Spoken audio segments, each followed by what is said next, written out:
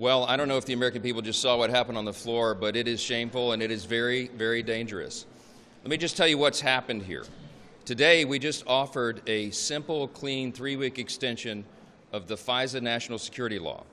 The Democrats, 199 of them, voted against a clean 3-week extension for political purposes, and when the bill went down, they applauded.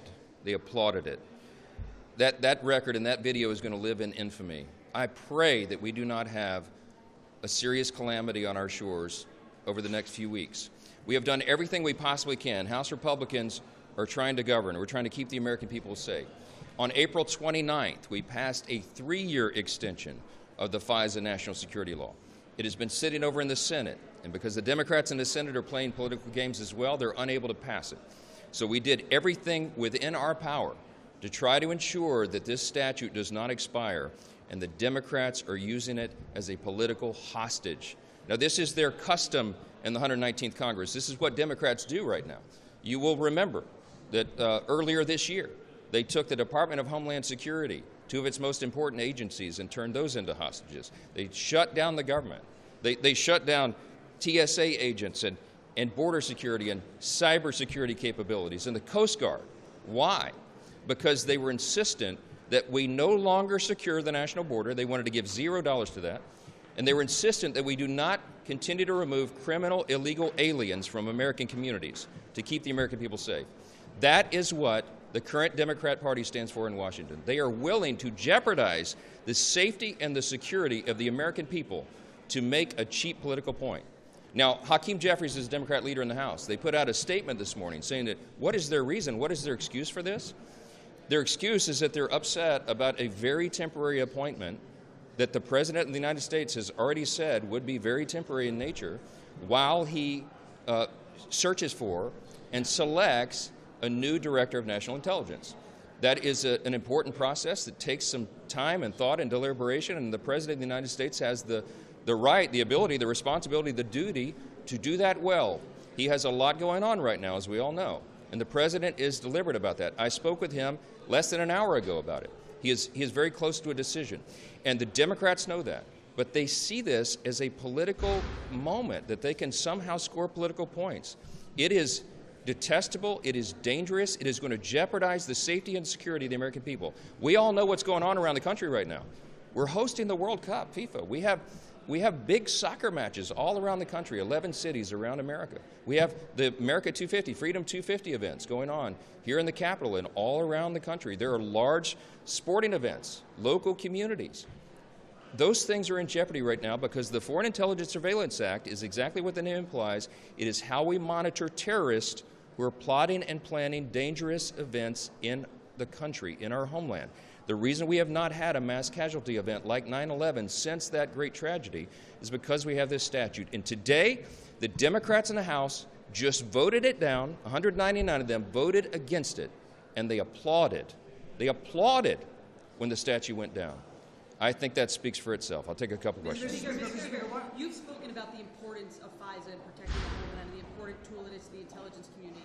Given that, is it time for President Trump to pull back his appointment of Bill Pulte and choose somebody else to let this important, critical tool be The President of the United States is fulfilling his responsibility. The President has named someone who would serve for a very short period of time while he seeks a new Director of National Intelligence. The responsibility, the questions are for the Democrats in the House and Senate, why they're willing to jeopardize the lives of millions of Americans to make a political point, because they have a disagreement about someone that the President has appointed for a short-term position. It is absurd. There is no way to defend it. And all the questions, and everybody on the Capitol Hill press should be chasing every Democrat before they go get on planes and leave, so proud of themselves that they just jeopardize the safety of every American citizen. I'm going to be praying that we do not have an event on our shores. There will be a lot to answer for if we do. Why should Congress have a vote in what is clearly an escalating situation with Iran, with the president now threatening going after the oil infrastructure? Why shouldn't Congress vote on this? The Operation Epic Fury was an epic success. It achieved the desired ends, the very specifically and limited objectives of that operation as were articulated at the time. Right now, the president has been trying to broker a peace and get the Strait of Hormuz reopened. All of the nations of the world have an interest in that, most more than us. And we have called upon our NATO allies and the Arab states in the region and the neighboring states there to assist in this very important endeavor to get the Strait of Hormuz reopened. The president is negotiating a peace, and the Iranians continue to provoke us. As you know, they sent a drone into one of our two of our pilots. We're flying one of our helicopters, one of our jets, they're firing on us all the time.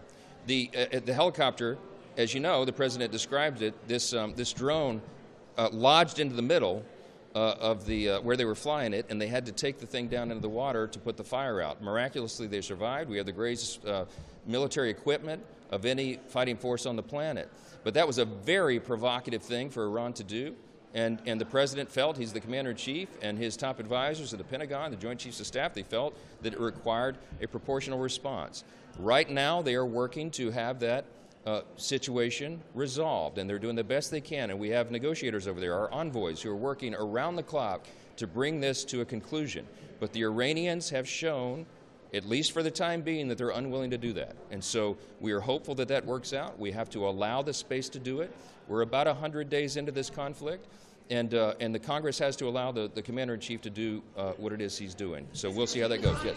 Is there any scenario where you would bring the House back before recess? No, the question has just been asked, would I bring everyone back to vote on FISA again? I'm going to ask you to answer the question yourselves. What would be the point? We passed a 3-year extension on April 29th. It is sitting in the hopper over there as a live bill. Just now, I attempted to pass a short-term extension for 3 weeks, clean extension, no changes to the law. Just make sure that the people are not subjected to great harm.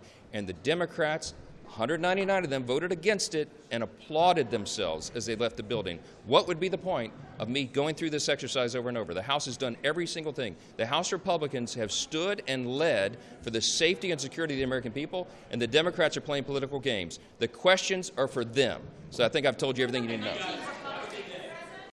Support journalism you trust. Support PBS News. Donate now, or even better, start a monthly contribution today.